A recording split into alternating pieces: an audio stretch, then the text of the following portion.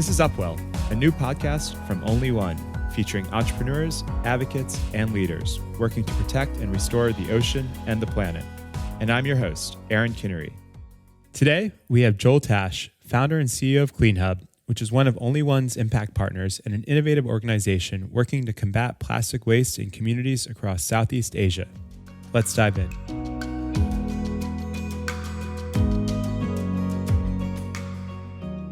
Joel, thanks for joining Upwell. It's been such a pleasure getting to work with and know your team over the past year. And so I just wanted to start by first asking, what inspired you to launch CleanHub? I think there was never that one single aha moment, but I grew up at Lake Constance, which is in southern Germany. It's a beautiful, basically the biggest lake in Germany, and I spent my entire childhood sailing. So I always had this connection to nature, and at a later point started to surf. And when you go to Southeast Asia for surf trips, you're always confronted by plastic pollution. And there was something that always annoyed me. So I took part in so many cleanups. I always pulled out all the plastic that I could find in the water when surfing. And at some point, I just wanted to reset my career and decided that I want to work on something that I personally truly care about, where I would get up every day, every morning and be like, you know what? Even if it's raining today or whatever, I love going to work, and what I'm doing here has a bigger meaning. So that's how I got to the topic. And what's the mission of the organization? Basically, we want to prevent ocean plastic pollution.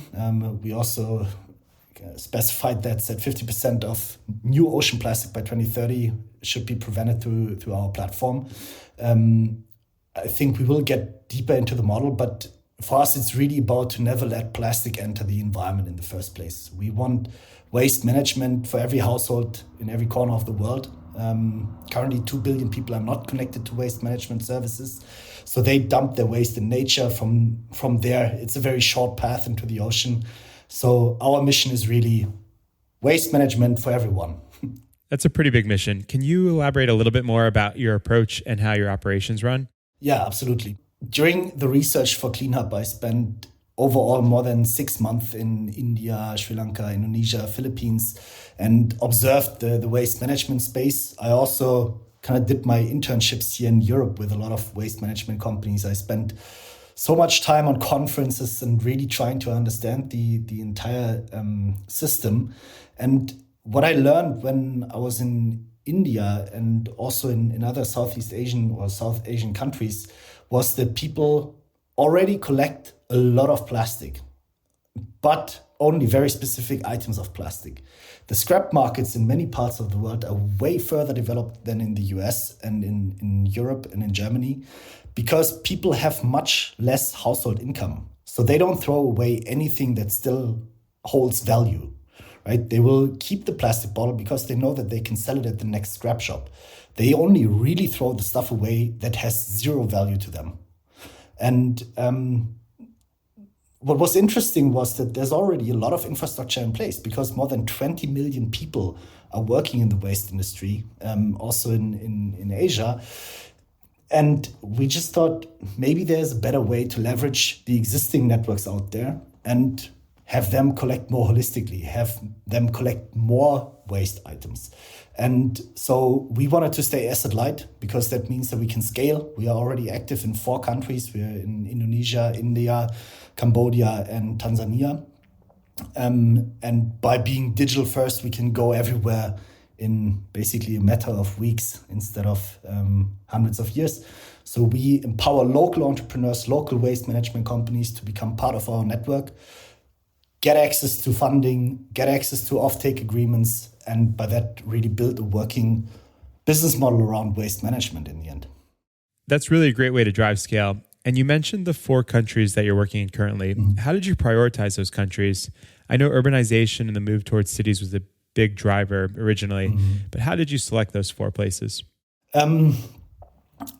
First of all, it was very important for us that we have the best possible impact on the topic of plastic pollution. So it was very interesting to us to look at the numbers where a lot of the plastic waste enters the oceans. And India has a massive coastline, loads of consumers, very quickly rising GDP. So they are also consuming more and more. So there will be more waste entering the environment in the future. So that was one important point. Indonesia, depending on which study you look at, is known to be the second biggest emitter of plastic waste into the ocean. And I'm not saying that Indonesia is doing a horrible job, but Indonesia has a very interesting challenge, same like the Philippines. I think Indonesia has 1,000 or contains 1,300 different islands. And the more remote, the more expensive logistics become. So the more difficult waste management becomes, the less you will see waste management. So there's a direct correlation usually between coastline and plastic waste that enters the ocean. And this is how we prioritize. It's pretty incredible too, the amount of people within Indonesia who are engaged in the waste management sector. I think it's like 1% of the entire population, or about 2 million people. So it's definitely an incredible challenge there. Now, I think most folks have been told what is essentially a myth, that a lot of the plastics we throw away are ultimately recyclable. But I know that as you've collected a lot of this waste, that's just not the case. What percentage of the waste that you've collected regularly is actually recyclable? That depends a lot on where we do the collection. So there are areas where we have 90% residual waste, like plastic that you can never, ever recycle again. In other areas, it's more around 50%, because recyclability is not just determined by the material itself, but also by the kind of infrastructure that is around you. If you, for example, go to a very remote island, we are active in the Andaman Islands in the middle of the Gulf of Bengal, virtually every piece of waste that you pick up there cannot be recycled because there's just no recycling industry on these remote islands. So it costs money to ship the recyclables back to the mainland where you will find a recycling infrastructure.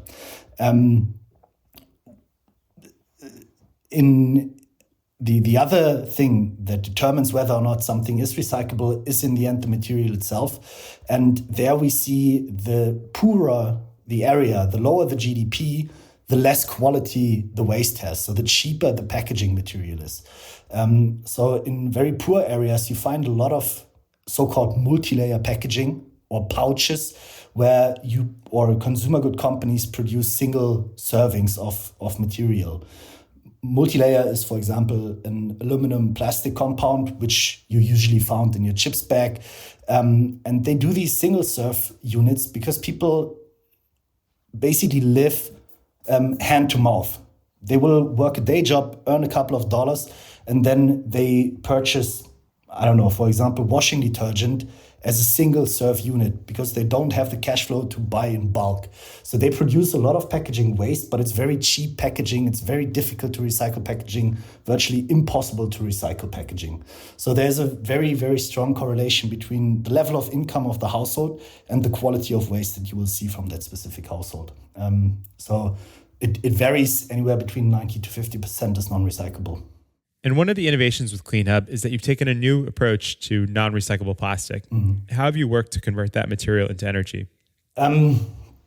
Basically, it sounds a bit counterintuitive, but we work with the cement industry. And we do that for one specific reason. Cement production takes a lot of energy. They constantly need to work at temperatures around 1,200 degrees Celsius. I can't convert that to Fahrenheit at the top of my head, but it's hot. It's hot. a normal fire, a normal bonfire burns at around 300 degrees.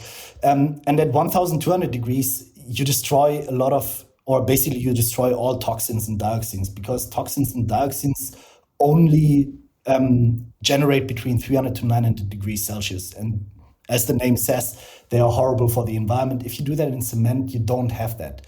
The other thing is, to produce 1,200 degrees Celsius, you need a lot of energy. And currently, the cement industry sources that from coal.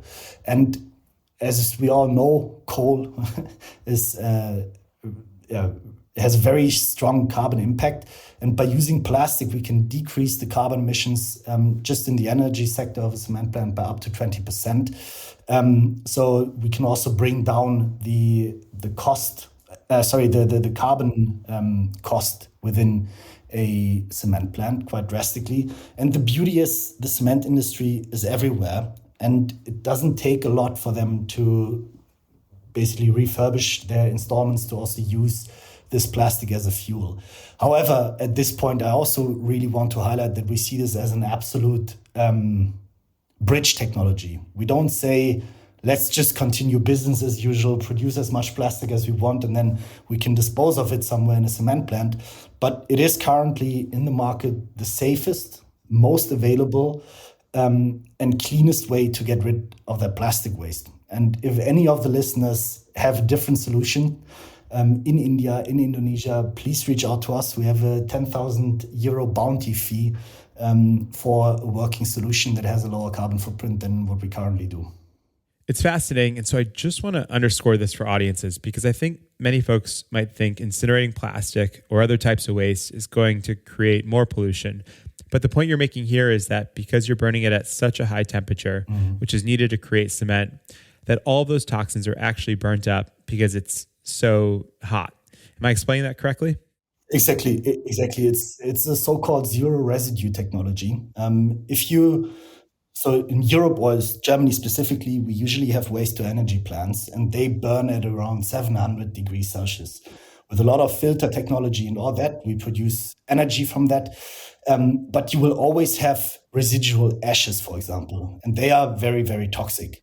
If you burn something at 1,200 degrees, everything is destroyed. And if there's, for example, mineral contamination in the waste, like dust, sand, whatever, that stuff is immediately recycled into the cement. So there's no byproduct from that process. Obviously, there's a carbon emission because plastic is still a oil product, but it is lower than the current status quo. And that's the important thing. I know that your team makes use of this CleanHub app and a broad set of technology and data. Can you talk a little bit about how this advances your mission? Yeah, absolutely. So I think the big target for me personally, I think one day I will die, and if I look back at my life and say that I did something very important to drive the circular economy forward, I can look back at my life and say, okay, it was worth it. So my goal is really to enable a circular economy where we learn to use resources from waste as new input materials for the supply chains of tomorrow. The thing is, if we talk about industrial supply chains, we're talking about millions of tons of commodity that need to be retransferred from waste products back into a high quality product that producing companies can use. And what that means is that we need to rethink how we supply these big supply chains in the end. Currently, we dig up new resources from the ground. We drill holes into the ground to produce oil, to produce steel, whatever, which we can then supply back into the companies producing the things that we use day in and day out.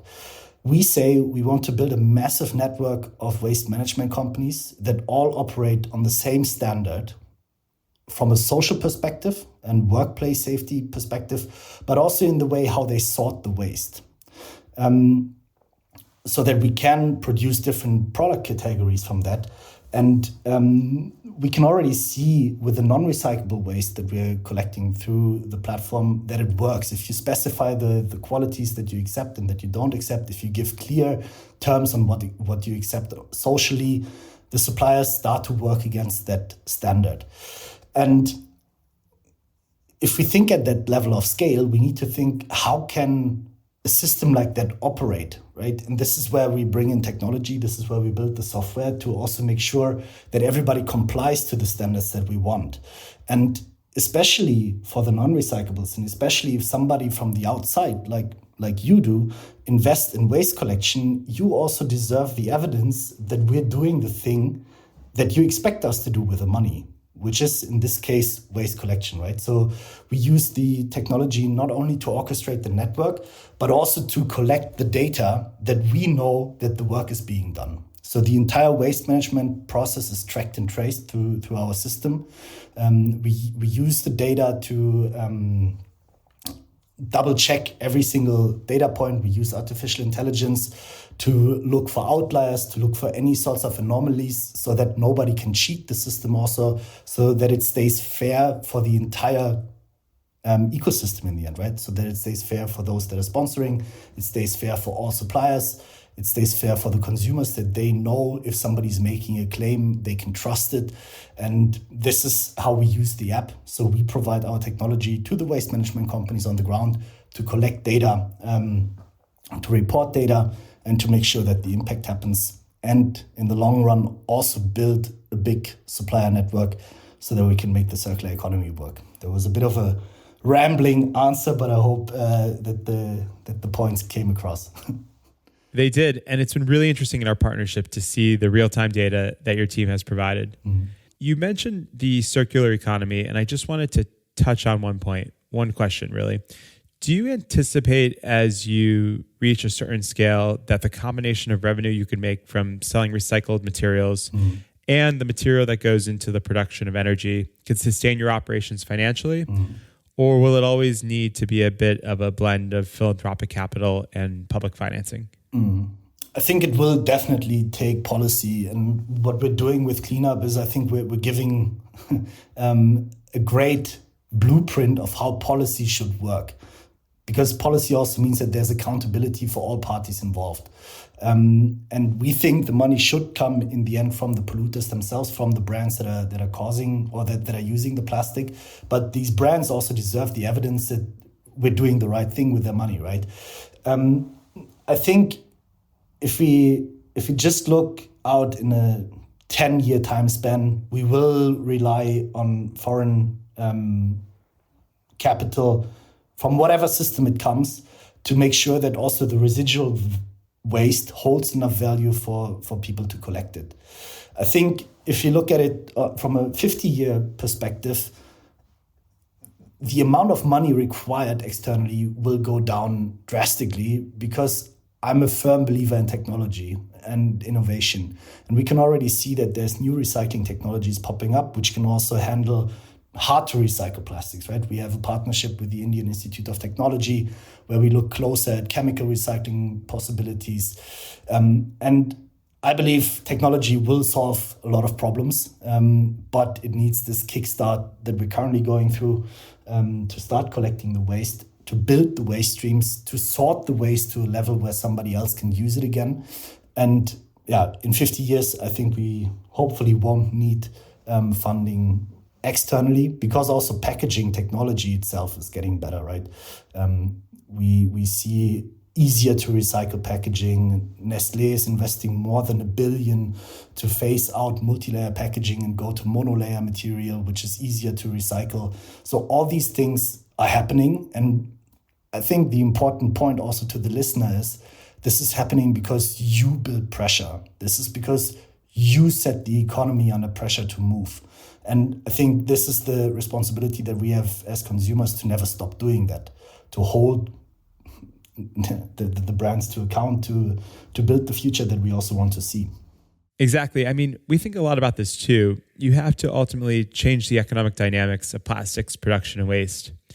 We think about how you have to change both public perception and public policy. On the public perception side, that puts pressure on the companies to use more sustainable materials and to shift their supply chains and other components. And the public policy puts the cost back onto the producers. So in some parts of the United States, we've been pursuing legislation around extended producer responsibility measures. And I think a lot of folks don't realize that taxpayers often end up picking up the bill for a fair amount of waste management and not actually the companies who are producing the waste that isn't recyclable.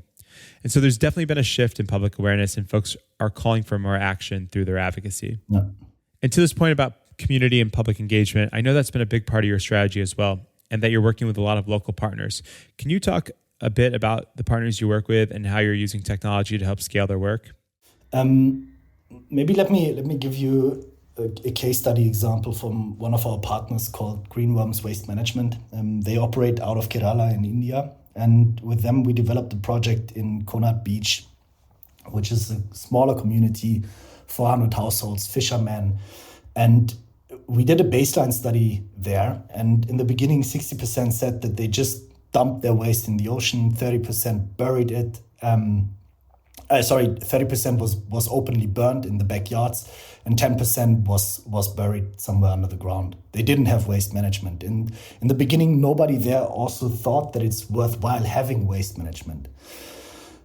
We started the project anyway, started picking up the waste on a monthly basis. And we did the same survey again after 3 months of operations. And everybody was saying that they drop off the waste now with the waste collection. 99% actually said that they picked up the service. And one thing that was very notable is that all these neighborhood brawls stopped, because there was no more discussion. It's like, you threw your waste on my land, I threw my waste on yours. Stop burning your waste in the evening. It smells horrible. All these things stopped. And everybody was really waiting for the waste collectors to also come by and pick up the waste. They started sorting their waste. They really see as citizens the value of being connected to proper waste management. And in the process, we also created 4 jobs in that specific community that are doing the waste collection. And usually people look down on waste managers, right? It's not something that people are very proud of to work in such industry. But these 4 women that are working in that job now, they get a lot of respect from their community actually, because they're keeping the city clean. And they earn money for the first time themselves. They don't have to depend on their husband to provide funding. They can send their kids to school. There's a whole lot of ripple effects of social impact that is behind that. And what then happened is that suddenly the mayors of the next 12 districts approached that district and said, hey, something changed here. Something great is going on. Can we be part of that? So there's a very organic growth to the activities itself. And this is all made possible by our local partners, because we say as an organization, as CleanHub, that waste is something very cultural. It's, I'm from Germany.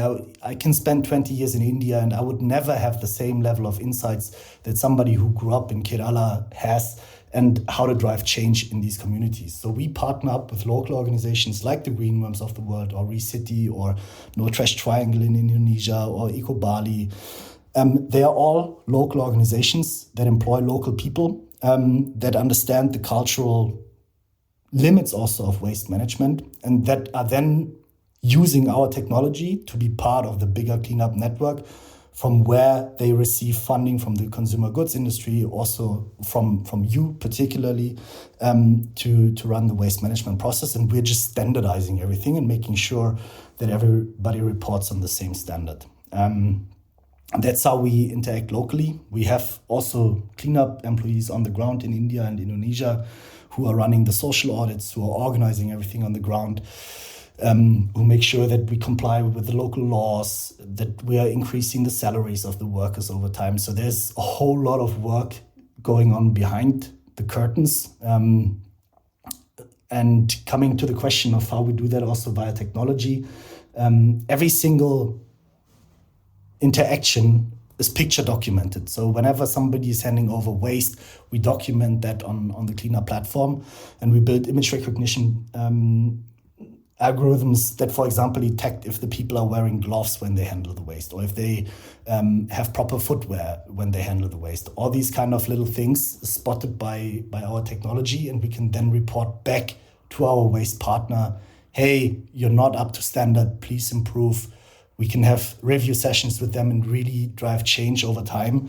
And that's the way how we operate. And I think another great case study there is that one of our partners now qualified for funding from a social impact fund, because they were operating at such high social levels that they had zero doubts around that. And I think it's beautiful, because you're doing good for the environment and you're creating dignified jobs. And that's what it's all about. And again, we've been really honored and enlightened by seeing this work firsthand through our partnership with your team.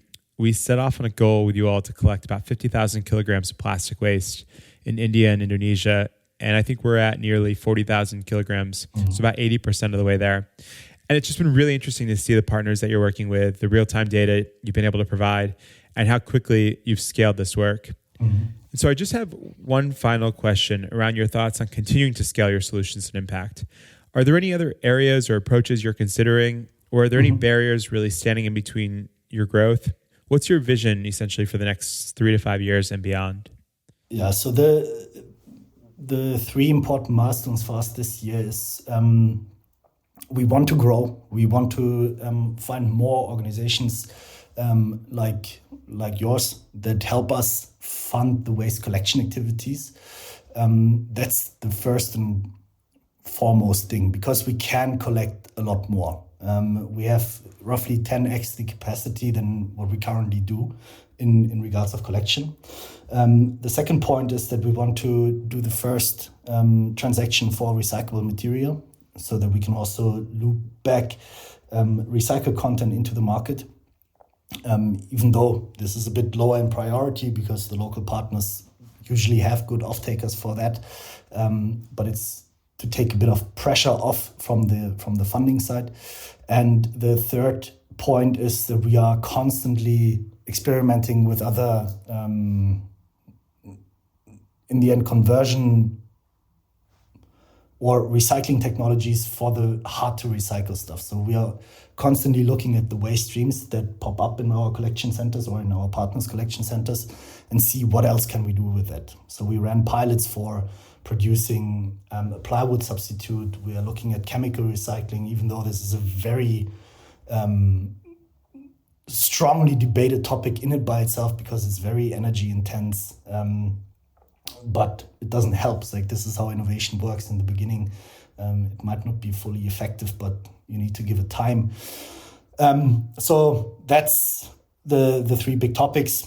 Scale up by finding more customers, trade recyclable material, and find better alternatives for the hard to recycle products than what we currently have. And again, I'm repeating that there's a bounty fee on that if you have great solutions in India or Indonesia for non-recyclables or for multi-layer packaging.